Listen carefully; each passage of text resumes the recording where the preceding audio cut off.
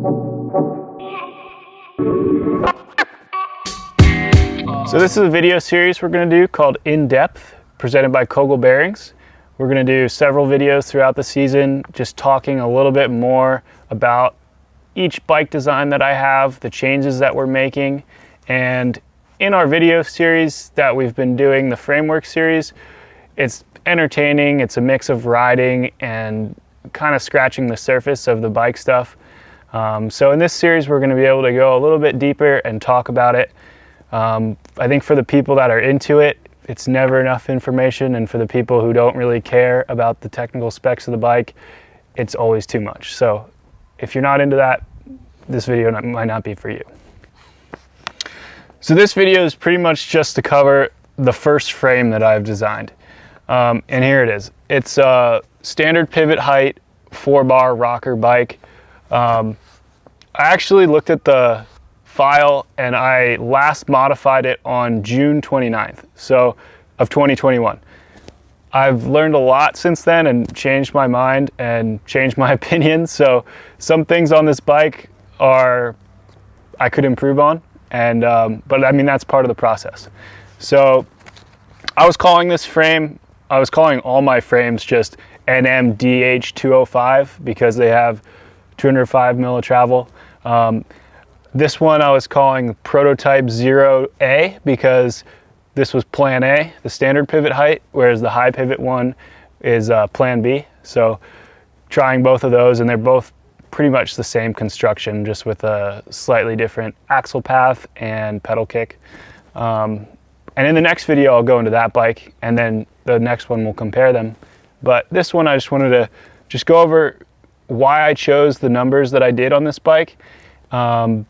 As far as the geometry, the construction, and the kinematic. So to start with, the geometry, I'd say it's pretty straightforward for most downhill bikes. The head angle is 63, the bottom bracket is 345, the wheelbase is 1300, the reach is 475, and the chainstay is 455. I think the only thing that's kind of out of line that maybe I should explain is the chainstay is a little bit longer compared to the reach. I think for racing, having a longer rear end allows you to weight the front end through your feet, and your natural balance on the bike is distributed between the wheels a little better. Most production bikes use the same length rear end on all sizes, and I think if you're riding a medium, it probably works pretty good. But for me, who's always been on a extra large or a large, the front end seems to get bigger out of proportion with the rear. So I feel like 455 chainstay isn't crazy, and it's just a little bit better suited for racing. The 475 reach, I may try to go a little longer on my next version of the bike. I've been really liking the 40 mil stem, and when I'm shorter on the stem, I think the reach could be a bit longer. The bike also uses a 29 front wheel and a 27.5 back wheel, which is something that's pretty common these days. And I think for World Cup downhill racing, it makes a lot of sense. The average grade of the track is pretty steep, so the balance of the bike feels fine with the staggered wheel size. And rolling efficiency isn't as much of a consideration. And in a lot of sections where you want to be rolling fast, like the Leogang motorway or Fort William motorway, you can get a lot lower on those jumps and get your butt down to the ground and kind of scrub them better with the 27.5 rear wheel. So I think actually in some sections like that you would think a 29er would be rolling, the mixed wheel bike, you can just use the clearance to your advantage to be faster. So this bike was made by Frank the welder at his shop in Vermont. He chose all the tubing, and we had all the CNC parts made from a rapid prototyping place. It's 6061 aluminum, heat treated to T6. All the tubing is drawn, and these tubes are pretty basic. It's all straight gauge tubing that we could buy from McMaster-Carr. Aside from the square tubing that we're using on the chainstay and seat stay, the top tube is 1.5" by 0.83 wall tubing. The down tube is 1.75" by 0.83 wall. This up tube is also a custom tube, I guess. Frank had it in his shop left over from something else. It's a 44 mil by 35 mil, 2.7 mil wall thickness. And then the chainstay and seat stay are rectangle 1.35 inch by 0.75 inch rectangle 065 wall. Thank you. And something cool about that tubing is this was left over from a Spooky Project X. Frank said that when he left Spooky, they had this material left over, and he brought it with him, I guess, as payment, and has had it in his shop for the past 22 years, waiting for something good to use it on. So it was cool to put that to use, and kind of cool that like something like that doesn't change. Like, this material is perfect for this, and it was perfect for a bike 20 years ago. The CNC parts include the head tube, which is a ZS56 top and bottom. It's the 1.5 inch oversized head tube. I went with that because I could then play with the reach adjust if I need to. It's kind of the biggest commonly used size headset. The bottom bracket is a BB30 threaded bottom bracket, pretty standard, 83 mil shell. The main pivot yoke was also CNC'd. The dropouts and tabs here that connect the chainstay to the seat stay at the horse link, the bridge that connects the top of the seat stays, and these rocker links were all also made at the CNC shop. So Frank welded the bike and then took it to a heat treat place where they put it through the process to heat treat it to T6. When you weld aluminum, it becomes brittle around the welds, so heat treating it kind of neutralizes the material back to not having one hard spot. All right, on to the kinematic. We'll start with the leverage ratio. This bike is 30% progressive from just a hair over 3.3 to 1 to 2.3 to 1. It has as straight of a line as possible, which is what I was aiming for. We can zoom in on that later. But I just feel like bikes that have a hook or taper on, it's not as easy to feel where you are in the travel than when they're as consistent as possible of a gradient from start to finish.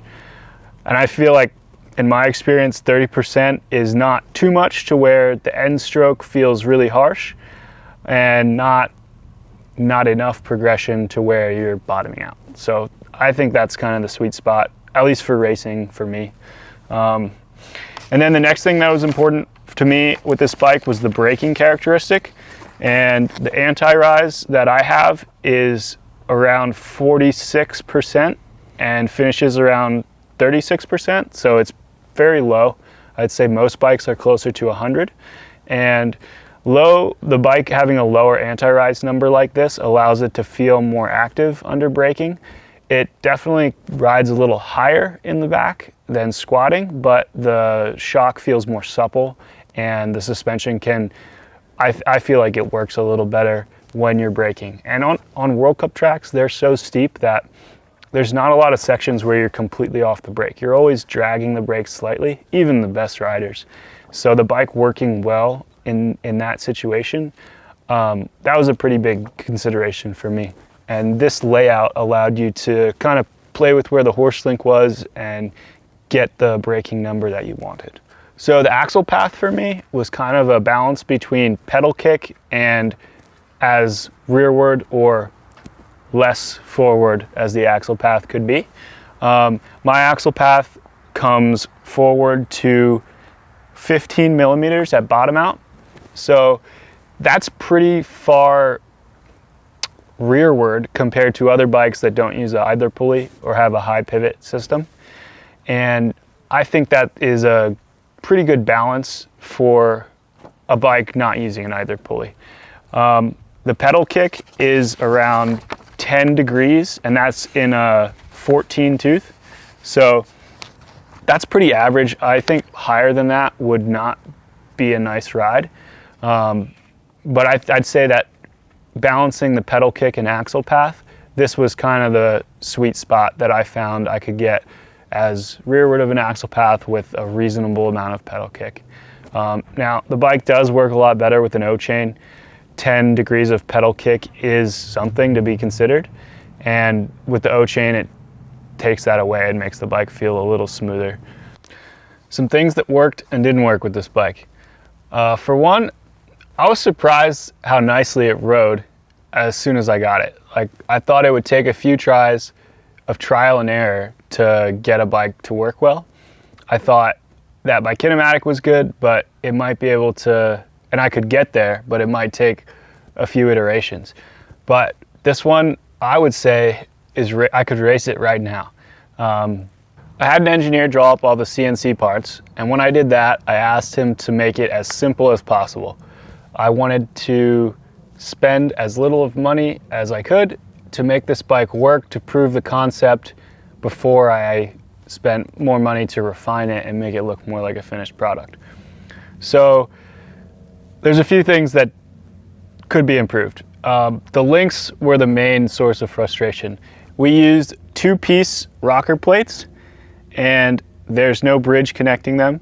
They're just connected by the chainstays and the shock mount. So they are not the strongest. I've bent a lot of shock bolts. I think because the link is flexing and the span of the bolt is too long. I've bent a lot of shock bolts and broke a lot of shock bolts. So I've tried some titanium ones that are more brittle but don't bend, and they're all broken. I've got 2 of those. And then I've got a bunch of steel ones that are bent, banana bolts. So that's definitely been somewhat of a frustrating situation, but luckily I got in touch with the guys from Cascade Components. They make a bunch of aftermarket links, and on my next bikes, on my race bikes this year, they're gonna make them for me. So they'll be strong and look a lot more refined. The tolerances on some of these bearing bores were really tight. So to get the bearings into the link, for example, we had to freeze the bearings and heat the link to get them to press in, and they're pretty sticky to start with. They kind of broke in, but didn't feel great then as well, kind of notchy. So we can make the tolerance better there. Cascade guys will have that covered. We don't have to worry about it. But on some of the other points, we'll have the tolerances more dialed in the future. The rotor spacing was a little bit off on this bike. I'm running 148 by 12, just a standard boost hub, which a couple companies do that with an 83 mil bottom bracket and a boost hub. Honestly, I just thought it would be better to have less hub sizes in my garage. So I went with that, and I had to run a spacer behind the rotor to get the brake mount to line up. I think Frank said a little bit of just movement when it was welded, and maybe didn't have the perfect measurement on where to align it. So that was kind of a pain, but for the first frame, like to run a couple spacers behind your rotor, it could be worse. Another issue we ran into on this one was in heat treat. The top tube started to sag a little bit, so the head angle is actually steeper than I intended it to be. It's 64 instead of 63, but luckily we were able to run a Works Components 1 degree angle set and get it back to where it's supposed to be, and Frank noticed that and measured it and was able to tell me exactly what it was, so we knew what we were riding. So a couple minor things like that we can improve on some of the next frames, but for the most part, the thing works, and I've probably ridden this thing 15 days of downhill, and no signs of any issues, no signs of any cracks. The frame with the shock is 11 pounds, so it's fairly light. Built up, it was 38 pounds with FTDs. And I think in the future, when we refine the bike, we can make some improvements that way too. Weight's not a huge consideration of mine, but if all else is equal, if you can make it a little lighter and keep it the same strength, it's probably a good thing. That's pretty much it. Hope you liked the video. It's not very high production quality. I'm just sitting here talking about the bike, but that's the point of it. So In the next one, we'll go over the high pivot bike, and then after that, we'll compare the two. And then throughout the season, we will talk about other changes that we ran into and other things we're doing with the bikes. If you guys have any questions and want to know more, if you leave a comment on the YouTube video, I'll try to answer them the best I can. And yeah, thanks to Kogel Bearings for supporting this video.